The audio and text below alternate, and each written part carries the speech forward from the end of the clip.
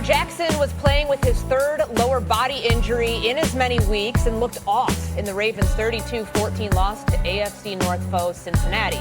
Baltimore turned the ball over 5 times, including 2 fumbles from Jackson and an interception. Those 3 turnovers for Lamar are his most in a game since 2001. Lamar has now gone 3 straight starts without a touchdown pass, which marks the longest drought of his 8-year NFL career. So this could be a trend. It could be a one-off. But Cam, how do you see this? Bad sign or bad game for Lamar Jackson?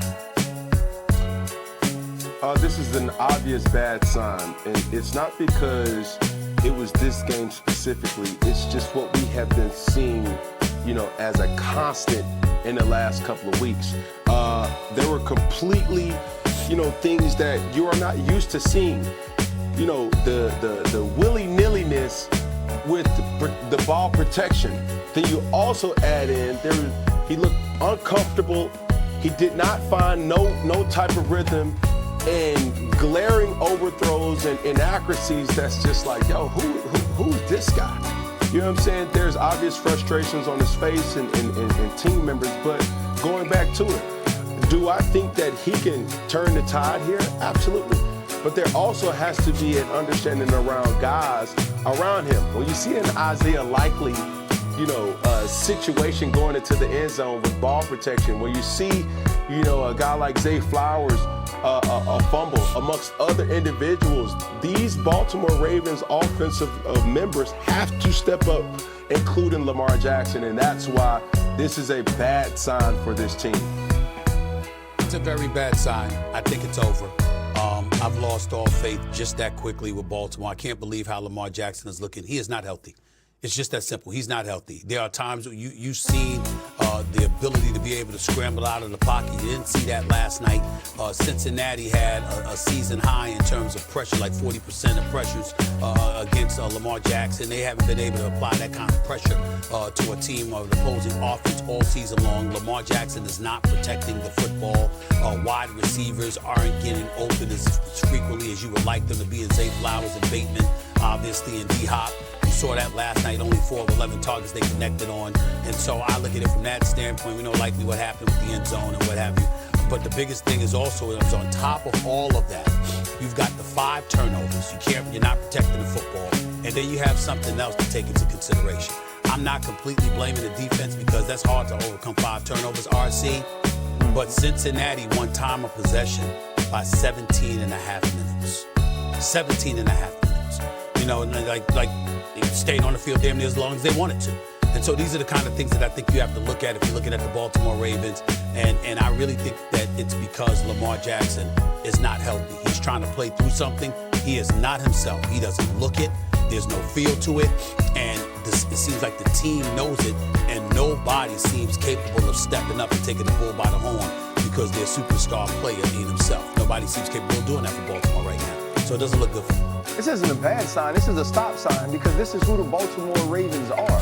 This is just a mirror that has been held up to who this team has been since week 1. Week 1, by the way, was the last great outing we've seen from this offense. But on Monday Night Football, Stephen A., when you and I were there and we watched them lose to the Detroit Lions, that wasn't a good football team. The team that went to Kansas City the week that Lamar Jackson pulled his hamstring, that wasn't a good football team. The team that was neck and neck with the New York Jets last week down 7-3 at halftime, that team ain't good. Or the team that needed a trick play from Mark Andrews on a tush-push formation to score against the Cleveland Browns and win that game by 1 score. Against Shedeur Sanders, who didn't take snaps with the first team, that team ain't good either. This is who the Baltimore Ravens are. And we talked about this yesterday. This is who they have been trending to be. And they just ran into the right ones with Joe Burrow and the Cleveland Browns. At the beginning of the season, we said this was one of the best rosters in football, if not the best. I mean, they were peacocking around because of what it said when you looked at the list of the names on the paper. Well, that peacock then got his feathers plucked. Because it's no longer the team we thought they were. They are the team we are watching week in and week out. And that team cannot win a playoff game. Cam, I see you laughing over there. Yeah, there. I mean, the peacock that got his feathers plucked, that's a good one. But hey, man, you're right. And it's sad because this is the modern day version of the dream team. When Philly had that, remarkable roster, and then you start to see this player, that player. I mean, they had Vince Young and Mike Vick. They had so many, Nomni Asamoah, and then you go out and get that. It was wowing. I mean, every team or every player was picking them for Madden. That's the similar kind of situation that we have, in Baltimore. And it's unfortunate because these guys are really still good. But what about this, Baltimore? Hey, if your quarterback's struggling, why not hand it off to one of the league's premier rushers in Derrick Henry? It's almost like we're trying to find identity, we're trying to find a rhythm, we're trying to find certain things that we need to do. But giving Derrick Henry an opportunity no less than 20 to 25 times a game is blasphemy. It's satanic. These are things that you start to say these are bad signs. That bad. Like, real talk. You have that good of a person in the backfield, your quarterback's struggling. Why not give him an opportunity? He's obviously showed you that he's well, willing, and capable, and we're still not doing it. But yet, we still have a bad play from the Baltimore Ravens offense. And, whatever they have coming for them in the near future, I hope they can fix it sooner rather than later. Cam, you fit willy-nilliness and satanic into one segment here, so kudos to you. But Stephen A., floor is yours. I don't know about the satanic part, but we'll give a pass on that. But I will say this. Derrick Henry running the football just 10 times, that's ridiculous. You average 6 yards a carry. He scored an early touchdown. Give him the ball a little bit more. We've had this discussion before when it came to Todd Monken and those guys. You got to give Derrick Henry the ball more, no doubt about that. On the flip side, you're the Baltimore Ravens. You gave up 32 points and lost time of possession by 17.5 points to a team that didn't even have T. Higgins on the field. You're talking about Jamar Chase being out there doing his thing with Joe Burrow. And Joe Burrow, this is his first game back after a 9-game absence, okay? So he was supposed to be rusty. He was supposed to be somebody that wasn't really, really ready to go. And clearly he showed otherwise. So all of those things are bad signs for the Baltimore Ravens because just listen, you got the Patriots, the Packers, and the Steelers to end the season. That's bad in and of itself. But you know what? You're gonna see, you're gonna see these boys again too, Cincinnati. So it's not a good look at all. It really isn't. Evan McPherson, too, a big part of why they won last night. Not just Joe Burrow coming back. It reminds me a lot of last year, because we had this conversation in December when they looked like they were out of it and they tried to run the table down the stretch. They're 4-8, Stephen A. How do you view them as far as whether they can actually get to the playoffs here over their next 5 games? Well, I think there's too much that the Bengals would have to overcome. They need too much help from too many people. I mean, they've got games left at Buffalo. They're home against Baltimore. They're at Miami, home versus the Cardinals, and they're home versus the Browns. So these are winnable games for the Cincinnati Bengals. You can use the word spoiler. I think that would be very, very appropriate because they can score against anybody. By the way, give their defense props. Their defense didn't look god-awful, so we got to take that into consideration. They didn't even have Trey Hendrickson at their disposal. And so you look at all of that and how they can score and what Joe Burrow can do and how he can fling that football, and then you see how he elevates their level of confidence. Unfortunately, typical to form for the Cincinnati Bengals, they can run the table, end up finishing the season 9-8 and miss the playoffs, but spoil it for a few teams along the way. They're very, very capable of doing that.